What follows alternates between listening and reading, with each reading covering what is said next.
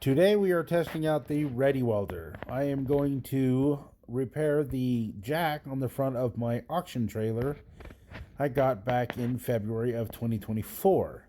I used it this weekend to do a bunch of wood and decided I need to fix it finally. Okay, so this trailer jack works, but it's cracked here at the base. Almost completely around. And I would just take it off and replace it, except for it's welded to the tongue.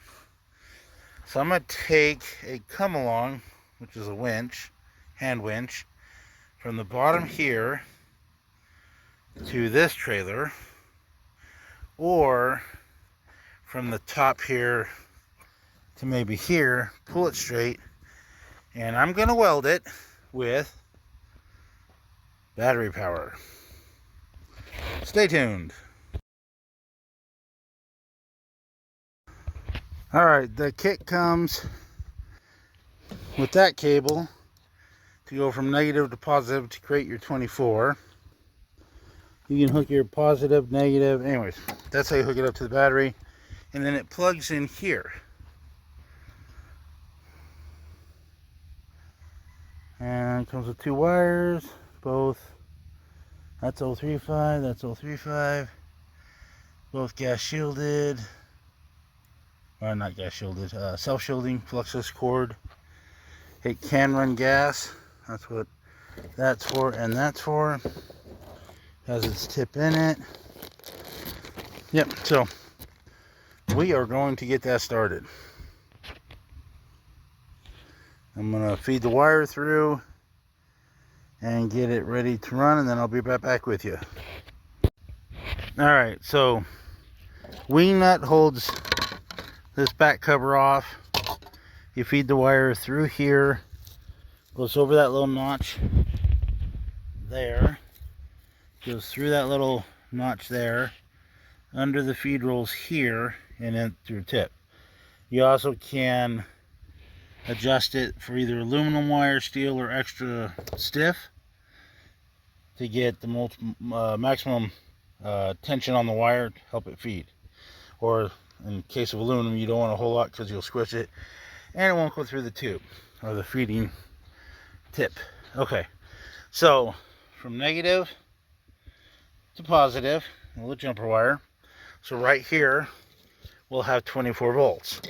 If we want DC reverse polarity, we're going to have it the way this is, where positives on negative, negatives on positive. It should create a red light there. One will be red, one will be green. If I was running gas shielded, I'd want it the other way around, and I'd want the green light. So let me finish putting this wire in, and I'll be back with you.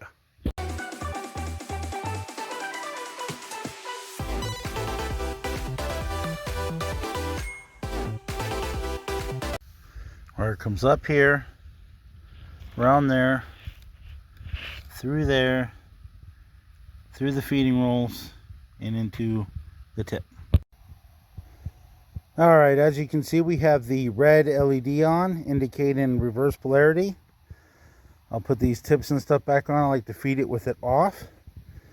We're hooked up here. I'm going to take the grinder, and I'm going to grind this a little cleaner, and then clean up around that. And then we'll try welding it up. Alright, I got it all cleaned up as best I could. Got a spot to put the ground cable. I couldn't get here because it's too close to that. So I may do, it'll work. Actually, I might grind up a little bit here more because it looks like it's cracked there. And then it cracks down here. At any rate, we're going to give this a shot. But this has been a problem since I bought it. Got it off the government auction site. It was a Mojave County trailer. But I used the ratchet strap here with that front hook. was able to put it back where it needs to be. I think that's pretty vertical. So I'm gonna go ahead and weld that up. One more. Go.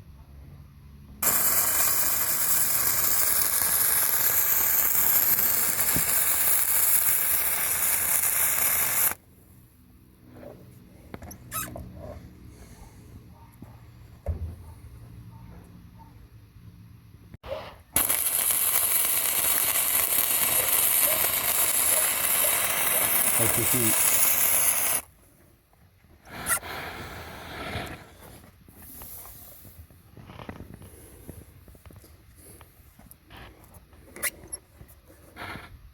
Ready? Mm-hmm.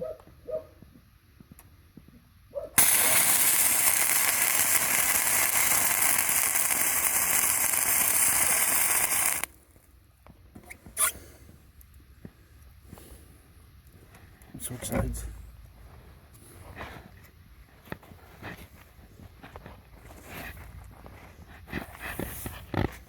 Back your feet up a little bit more. Ready? Yep.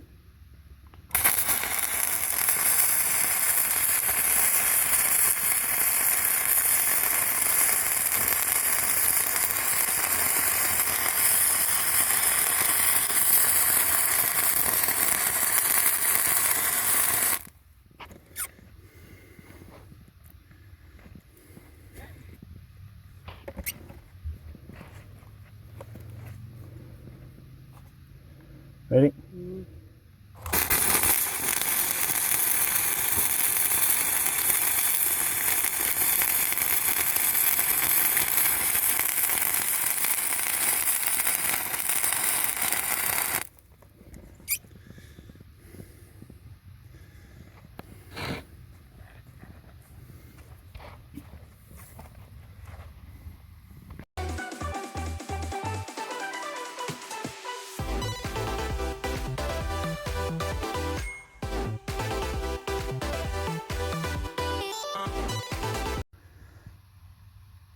All right, this is all wire brushed off.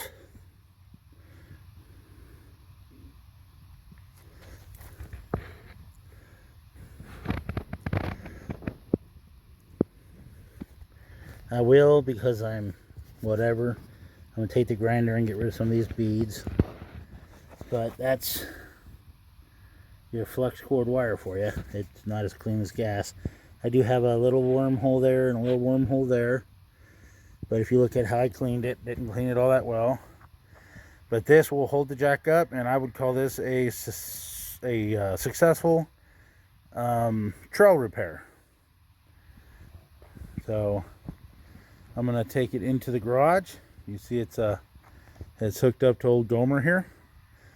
I'll take it to the garage, I'll plug it in, and 1 and 4 battery is on those. That's 1 and 4.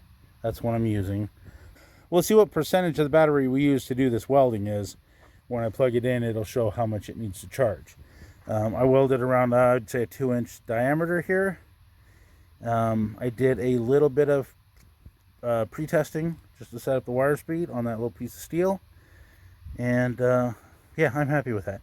So let's put this all back in the box and disconnect the batteries and go to the garage.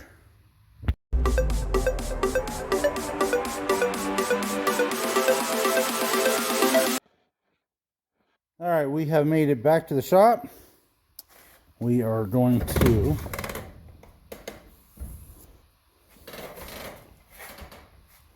plug in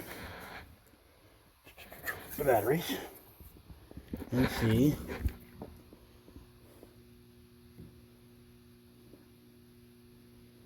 so it takes a minute to analyze the batteries.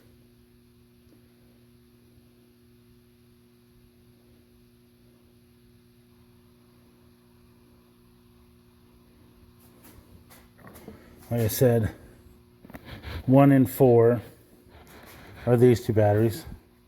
So I used, I would say 70%, because right now they're at 30. So I used 70% to do oh, what's the math on that? Three times the diameter. I don't know. 9 inches of welding. Probably 12 if we were to look at the testing I did. Probably a little bit more than that. But yeah, that would work perfect for a field situation. Get your little frame tacked up, get your steering tacked up. Let's say you had a little bit more welding to do. Switch out the batteries with a different Jeep, or let them charge up a bit and restart. But for 20 pounds, I think it makes a perfect trail fix. It would fit anywhere in this Jeep. Of course, this Jeep doesn't have a back seat. It would be really cool in the back of this when this is all done. This actually runs on 24 volts. This would have 2 batteries from minute 1. That's kind of cool if you think about it. So yeah, it would just go straight to work, which is kind of nice. So yeah, I'm happy about it. I'll go show you the Feronius one real quick. It's only been about 2 to 3 minutes, and we're back up to 70%. So if we were doing a little bit more work, it wouldn't take long to have enough battery power to do it. So just as a reference, when I go wheeling, I usually have my truck with me, my camper. 1 battery, 2 batteries. I keep a trickle charger on it when it's parked under here. But I got 2 batteries in this. I have the Jeep battery. I also have a big one in here. That's for the house batteries. So I have 2 batteries on this alone, or 3 batteries on this alone. Inside the truck, this big box here is the Feronius AccuPocket, I believe. And it's big. Little box up here is the READYWELDER. Now both have their purposes. You can fine tune the power output on the AccuPocket, which is nice. But having a MIG is actually pretty damn nice. Yeah, so it's ready to go. I keep glass in it, number 10 lenses, gloves, hammer, and wire brush. And she has come in handy. I generally don't take this on the trail because it's heavy and big. I don't think I'll have a problem taking the READYWELDER on the trail because it's so much lighter. The one thing I didn't show you was this. It's called a cold switch. So you put that in between the battery and the torch, and the wire's not live until you hit the trigger, and then it turns the contactor on. I think it's a good theory. I don't necessarily need that. Okay, so I'm going to weld with the READYWELDER with, what is this? My Ranger 250 GTX. It will get noisy, so eventually I will turn off the volume. Ideally, so the kit you buy from READYWELDER comes with these connectors, which look like Miller to me. They won't fit that machine.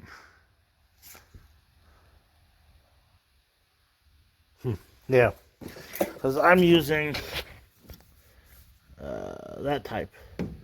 I could switch it out. I don't have those. So, I'm going to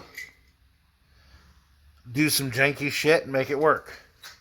But ideally, I would just switch those out for ones that would fit in there, and I'd be done.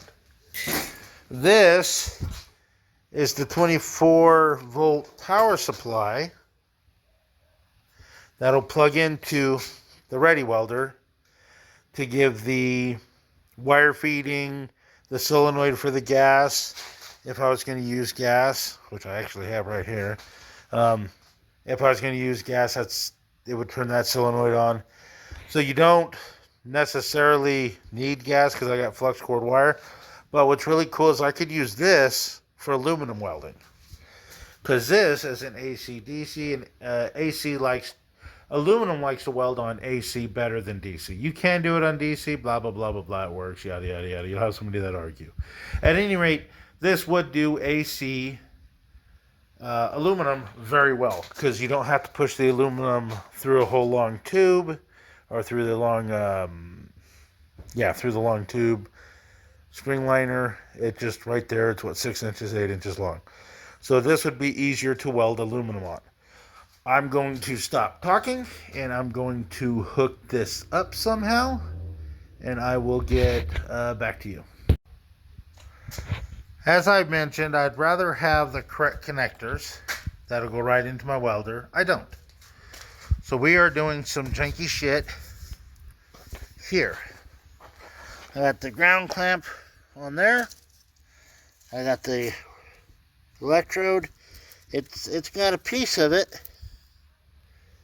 It should conduct well enough. I'll plug the torch into there, and I will weld onto this thing somewhere. Oh, we'll find something to screw around with. Power supply is plugged in to here. The ground is on the ground. The electrode is touching that. And we have a red light. I got some steel up here I'm going to play with. And I'm going to start the welder.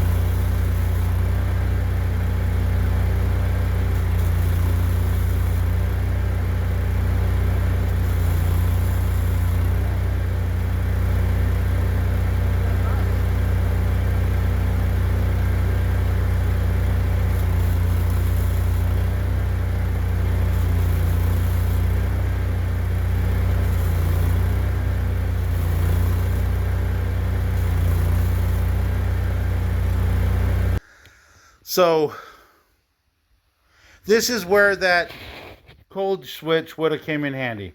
There's 1 or 2 times I sparked that I didn't have to. It's kind of because I'm in the dark, wearing a welding helmet, whatever, that's an excuse. The cold switch would have been nice there. I will be getting the correct connectors for that, so I don't have to run my leads. I just plug those right into there and get to work, right? The power supply works really well. The feed rolls work really well. And it welded nice. So I'm happy with it. So that's my review. I have a suitcase for this that holds a 25-pound spool of wire that I think I would use if I was just doing mild steel wire. Only because 25-pound spool wire is cheaper by the pound than 1-pound spools. It's not any more difficult to set up than this.